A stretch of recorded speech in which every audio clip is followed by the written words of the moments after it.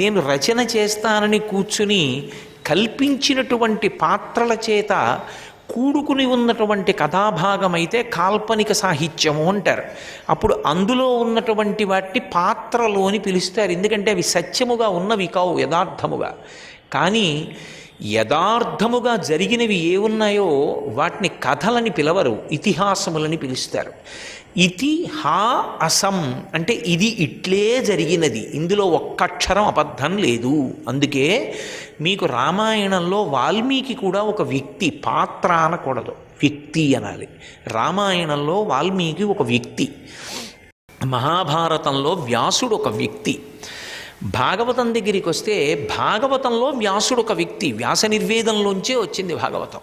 వ్యాసుడు కూడా ఒక వ్యక్తి. అందుకే అది ఇతిహాసం, ఇది ఇట్లే జరిగినది. అది అట్లే జరిగినటువంటి వృత్తాంతాన్ని తీసుకుని దానిలోంచి ధర్మ సూక్ష్మాన్ని ఆవిష్కరిస్తారు.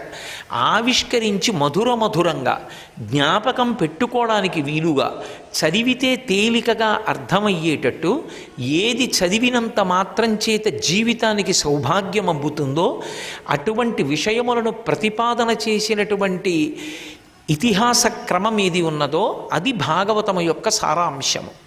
కాబట్టి అత్యంత తేలికైనటువంటి విషయములను కూడా పెద్దపీట వేసి మరీ ఆవిష్కరిస్తారు. భాగవతంలో షష్ఠ స్కంధంలో అజామీలోపాఖ్యానము అని ఒక ఉపాఖ్యానం, ఆఖ్యానము ఉపాఖ్యానము అని రెండు ఉంటాయి ఎప్పుడు పురాణంలో. ఆఖ్యానము అంటే ప్రధానమైనటువంటి ఇతివృత్తము, ఏది ప్రధానంగా వెళ్ళిపోతుందో అది ప్రధానం. దాన్ని సమర్థించడానికి మళ్ళీ పక్కన ఒక ఉపాఖ్యానాన్ని చెప్తారు, జరిగినటువంటి ఇంకొక విశేషాన్ని తీసుకొచ్చి దానికి కలుపుతారు.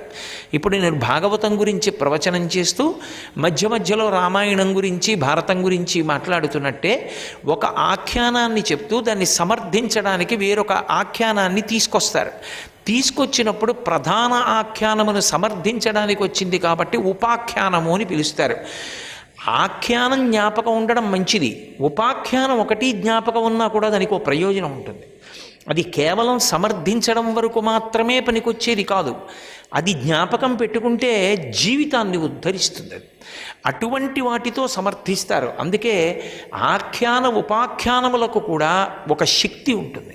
శక్తి లేకుండా ఏదో ఒక ఉదాహరణనో కాల్పనికమైన విషయాన్నో తీసుకొచ్చి ప్రధాన క్రమాన్ని సమర్థించరు.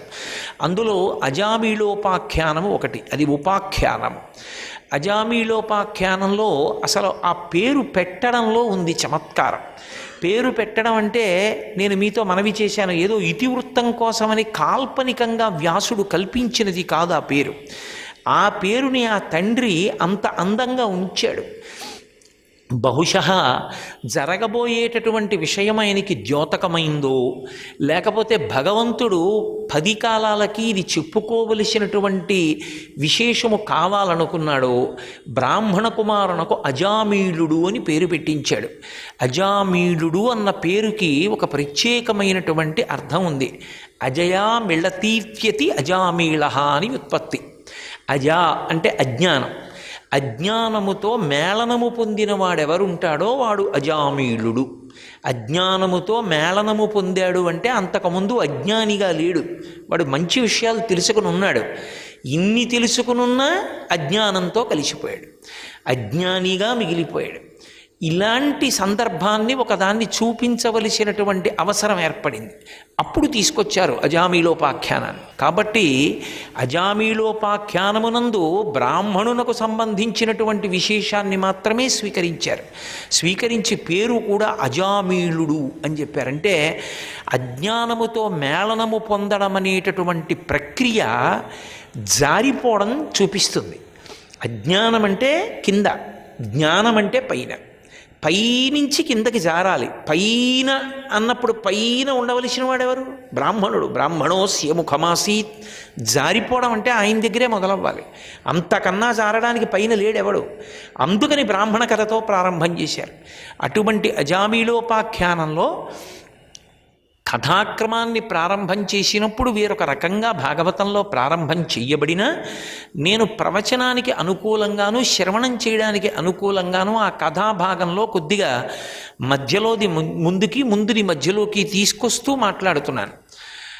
అజామీలుని యొక్క వృత్తాంతాన్ని చెప్పారు. అది చాలామంది అజామీలుడు అనగానే మనం తొందరపడి ఒక నిర్ణయానికి వచ్చి ఒక మాట అంటాం. అజామీలుడు అంటే అజ్ఞానముతో మేళనమును పొందినటువంటి వాడు, జీవితంలో సర్వభ్రష్టత్వాన్ని పొందినవాడు అంటాం.